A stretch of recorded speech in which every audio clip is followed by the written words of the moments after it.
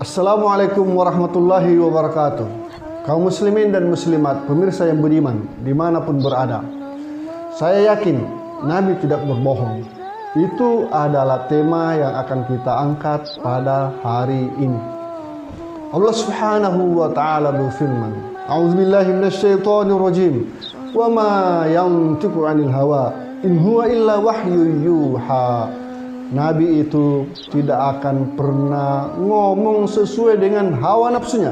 Kalau dia ngomong, maka yang dia katakan adalah wahyu dari Allah subhanahu wa ta'ala. Allah juga berfirman, walau taqawwala alaina ba'dal aqawil la akhadna minhu bil yamin thumma laqata'na minhu watin. Kalau seandainya saja Nabi yang bernama Muhammad yang menjadi utusan Allah tersebut mengarang cerita-cerita bukan dari Allah subhanahu wa ta'ala, maka saya akan potong urat nadinya, kata Allah subhanahu wa ta'ala. Kaum muslimin dan muslimat rahimakumullah, suatu saat Rasulullah sallallahu alaihi wasallam bermaksud untuk membebaskan kota Mekah dari cengkraman Quraisy jahiliyah yang memperbudak manusia dan menyembah berhala, bukan menyembah Allah subhanahu wa ta'ala. Tetapi gerakan Fathu Makkah, pembebasan kota Mekah, akan dilakukan oleh Rasulullah dengan cara rahasia. Ada seorang sahabat bernama Hatib bin Abi Balta'ah, sahabat yang mulia, yang tidak diragukan kemuliaannya, apalagi beliau adalah salah satu di antara veteran Badar. Dan Allah berfirman dalam hadis qudsi, ya ahla badrin i'malu ma syi'tum faqad ghafartu lakum. Wahai veteran Badar, lakukan apa yang kamu inginkan selain musyrik kepada Allah subhanahu wa ta'ala, saya akan memaafkan dosa dan kesalahanmu itu, kata Allah subhanahu wa ta'ala.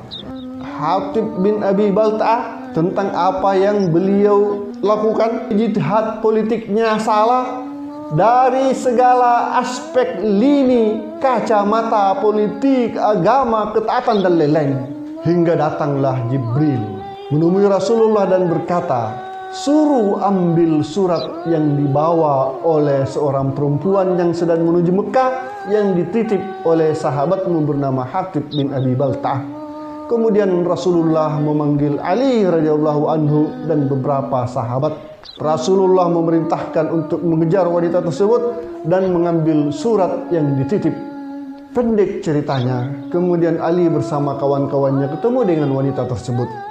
Surat diminta. Wanita itu tidak mengaku. Digeledah wanita itu. Semua kantong-kantong yang dimungkinkan menaruh surat sudah digeledah, tapi tidak ditemukan. Namun keluar pernyataan Ali radhiyallahu anhu sebagai seorang mukmin yang benar-benar percaya dengan sesungguhnya terhadap seorang nabi yang diutus oleh Allah subhanahu wa ta'ala, bahwa tidak mungkin nabi itu berbohong. Kata Ali, kalau kamu tidak menyerahkan surat itu, maka saya akan bawa pulang ke Madinah, biar nabilah yang menginterview kamu, biar nabilah yang menggeledah kamu hingga mengeluarkan surat itu, karena saya yakin nabi tidak mungkin berbohong. Akhirnya kemudian wanita itu menyerah dan mengeluarkan surat yang dimaksud dari kepangan rambutnya. Subhanallah, saya yakin nabi tidak berbohong. Cerita selanjutnya, ada seorang jawara di kota Mekah bernama Ubay bin Khalaf. Waktu Rasulullah masih di Mekah, dia mengancam Rasulullah, "Hai Muhammad, saya punya kuda terlatih, dan suatu saat saya akan membunuh kamu dengan kuda terlatih itu." Kata Rasulullah menjawab tantangan Ubay bin Khalaf, "Justru menurut saya, sayalah yang akan membunuh kamu." Pendek ceritanya, kemudian tibalah saatnya perang Uhud di tahun ketiga Hijriyah. Ubay bin Khalaf di atas kudanya sesuai janjinya datang mencari dan menemui Rasulullah sallallahu alaihi wasallam.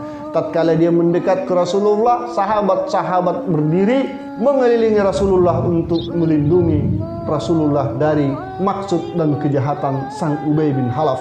seorang jawara, seorang pemberani, seorang penunggang kuda dari kota Mekah yang terkenal. Kata Rasulullah, biarkan dia itu adalah lawang saya. Pinjamkan saya tombak, kata Rasulullah Shallallahu Alaihi Wasallam. Kemudian mulailah dilakukan perlawanan, berlaga seorang nabi dengan seorang jawara bernama Ubay bin Khalaf, hingga pendek ceritanya Rasulullah berhasil menjatuhkan Ubay bin Khalaf dan meletakkan ujung tombaknya di leher Ubay bin Khalaf, dan Ubay bin Khalaf pun menyerah. Dan Rasulullah melepaskan dan membebaskannya, karena di antara etika perang, di antara etika dalam Islam, orang yang menyerah harus dilepaskan, tapi meletakkan goresan di lehernya dengan